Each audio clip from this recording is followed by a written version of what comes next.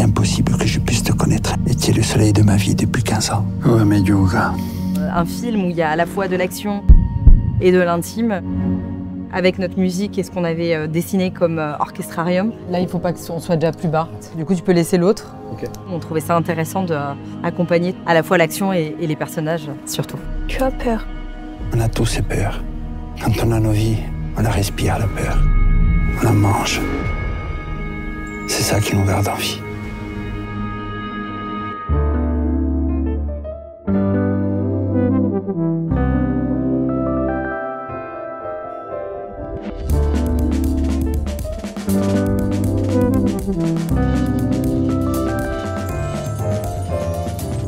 Que ce soit sur la musique ou sur le reste de la direction artistique du projet, j'arrive très souvent avec une ligne directrice assez claire. L'idée est toujours de soumettre cette direction-là et de voir un petit peu quel est le répondant des interlocuteurs en face. Et généralement, avec Audrey, c'est toujours des choses qui font sens. J'ai écrit le film avec l'idée que c'était du violoncelle et du piano. C'était quelque chose qui me paraissait vraiment très clair. J'en ai parlé à Audrey dès le début, qui n'avait pas encore lu le scénario, mais je la prévenais déjà que j'étais en train d'écrire sur cet orchestrarium-là et que ça me paraissait faire sens. Le violoncelle, de par des tessitures très graves qui faisaient résonner un petit peu le chant de la mort, qui est présent tout au long du film. C'est un film avec une certaine gravité, avec la mort qui rôde tout au long. Et en même temps, le piano, dans sa plus grande clarté, qui, lui, au contraire, faisait résonner plus la vie. Et les deux devaient s'entremêler tout du long sur un ou plusieurs thèmes pour essayer de retranscrire la complexité que j'essayais moi d'y trouver déjà à l'écrit et dans l'histoire. Et dès qu'Audrey a lu le scénario, ça a été aussi une évidence pour elle. Et en plus, c'est des instruments avec lesquels elle est très à l'aise. Le violoncelle, c'est un instrument qui m'obsède depuis des années parce que c'est l'instrument le plus proche de la voix en termes de tessiture.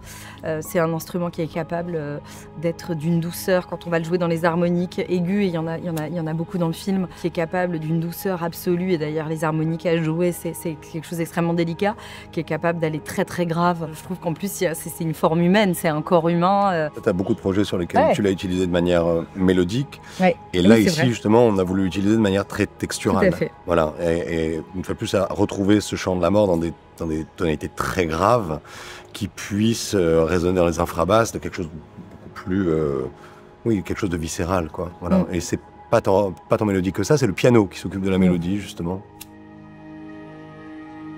La musique n'a pas été construite pour s'exprimer sur l'instant ou illustrer ce qui est en train de se passer.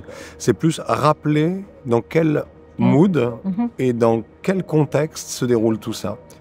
Il y a une relation père-fille qui tente d'exister, qui tente de survivre dans un contexte où tout meurt.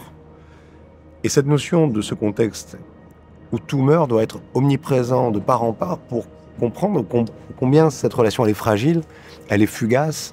Ce père et cette fille qui ont à peine le temps de se réconcilier et où tout va passer très vite en fait. Une fois de plus, c'est très important de les voir rire, lâcher un petit peu la pression. Il y a les mauvaises nouvelles commencent à tomber, la tension commence un petit peu à se faire sentir. Et pourtant, il y a ce moment de vie et de légèreté entre eux. Mais la musique nous rappelle que c'est pas si simple que ça. Il y a encore toute une complexité. Donc, plutôt que d'avoir une musique qui résonne dans le moment présent, il y a quelque chose qu'on a voulu être assez de l'ordre de l'annonciateur. C'è un uomo che se ne volta. On a aussi beaucoup travaillé sur ce thème des morts vivants qui chapitre un peu le film, qui va revenir 4 fois du côté un peu annonciateur. Et donc ça, c'est un thème qu'on a trouvé en utilisant cette espèce de rythmique au piano qui évoque ce tic-tac de la mort qui se rapproche évidemment et de la fatalité qui va venir frapper. On va comprendre au fur et à mesure du film qu'à chaque fois que ce thème résonne, c'est que voilà, la personne n'est pas bien partie.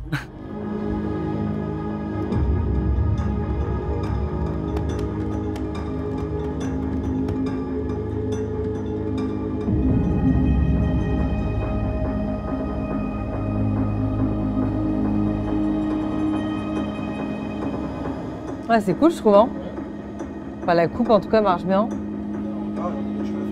Ouais, bah, je laisse, vas-y.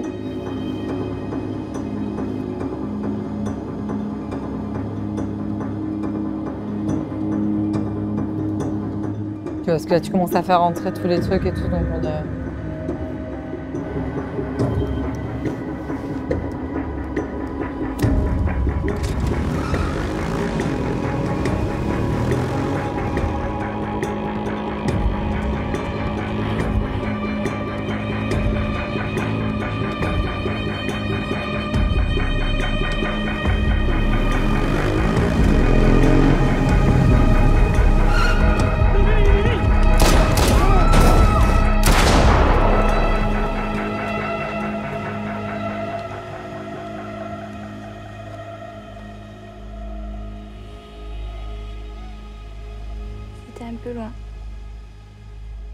Ouais, ça me paraît pas mal, moi, ça.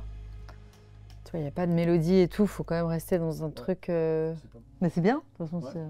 L'idée, c'était de créer cette espèce de grande pédale de la bémol, qui est une note qui n'existe pas au violoncelle, parce que la note la plus basse du violoncelle, c'est le Do, et on est descendu 2 tons en dessous. On l'a désaccordé, le violoncelle, d'aller chercher une note qui n'est pas dans la tessiture du violoncelle pour aller encore plus loin dans cette recherche, dans cette recherche du chant de la mort dont parlait Julien tout à l'heure. On a créé une espèce de boîte à outils aussi. Il y a un piano avec les cordes visibles, donc on a tapé dessus, etc. On s'est dit, tiens, on essaye de créer une musique avec le violoncelle et le piano en tapant dessus et en utilisant en fait nos 2 instruments qui sont notre dogme de départ pour en faire la rythmique de la musique du film. En essayant de se figer là-dessus, ça peut relancer une créativité, trouver des choses auxquelles on n'aurait pas forcément pensé. On a vraiment commencé à rentrer à la matière pendant le montage, pendant la post-production. Et on a remis le thème au piano. Parce qu'en fait, du coup, vu que le thème revient, ça justifie qu'il revienne aussi, parce qu'en fait, c'est l'évolution du film, avec eux 2 qui chantent, franchement, c'est hyper beau. Du coup, là, ça donne vraiment une version nappée du thème.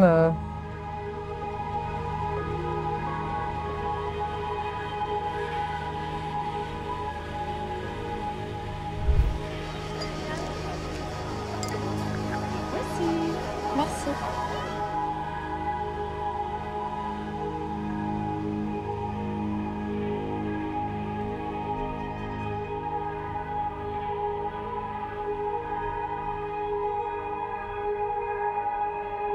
Comment faire disparaître le piano tout en laissant l'émotion du piano.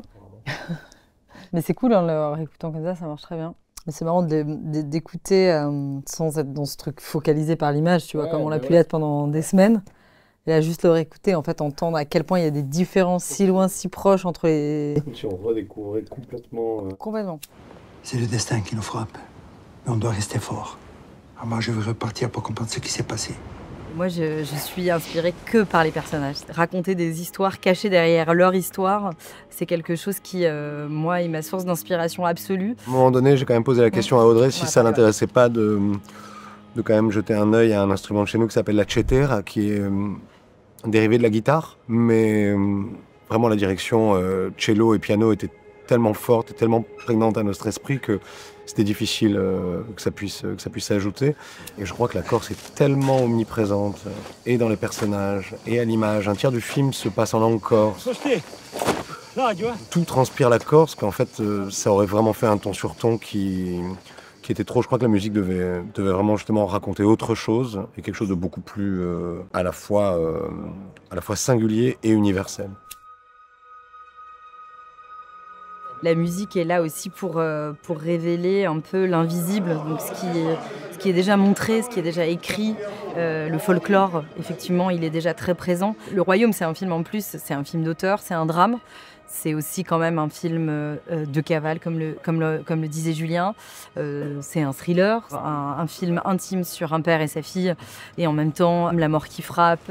Toutes mes condoléances, Jean. Je trouve que Le Royaume, c'est un film qui a une grande portée universelle, et donc la musique, justement, c'est quelque chose de plus intemporel et plus universel qu'on est allé chercher. Ce qui lie le tout, c'est la peur. Voilà, l'idée, c'était de montrer ces hommes dans une fragilité. Voilà. C'est de ne pas accepter l'issue de cette malavite, hein, cette vie qu'ils vivent malgré eux. Et cette malavite, à un moment donné, il fallait l'incarner aussi d'un point de vue sonore. Donc, sur la partie, on va dire, purement sonore et sound design et mixage, on a essayé de jouer cette âpreté-là. La musique devait avoir ça, mais aussi nous amener ailleurs, et nous amener aussi une notion d'espoir, une notion d'amour, et une corde émotionnelle qui incarnerait le lien entre ce père et cette fille. C'est bien comme ça. Tu veux plus jeune. S'il te plaît.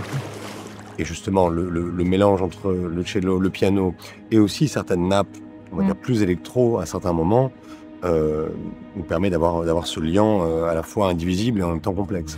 Ce qui se dit et ce que tu vois ici, tu n'en parles à personne. Jamais. C'est vrai que j'aime bien faire des rythmiques qui ont quelque chose de mélodique en termes de notes. C'est-à-dire, j'adore donner quand même une tonalité aux rythmiques. Et donc, c'est vrai que, du coup, créer ce côté, je pense que c'est aussi notre goût commun pour l'électro, même si la BO ne l'est pas du tout. Mais donc, c'est ce côté un peu cycle. Et en fait, c'est des cycles qui ont à la fois du rythmique et à la fois de la mélodie. Et donc, du coup, qui créent ça. Et là, effectivement, il y a un truc de notes. Et après, c'est des fils qu'on continue à tirer et qui qui crée une BO avec j'espère, cette singularité qui accompagne cette belle histoire.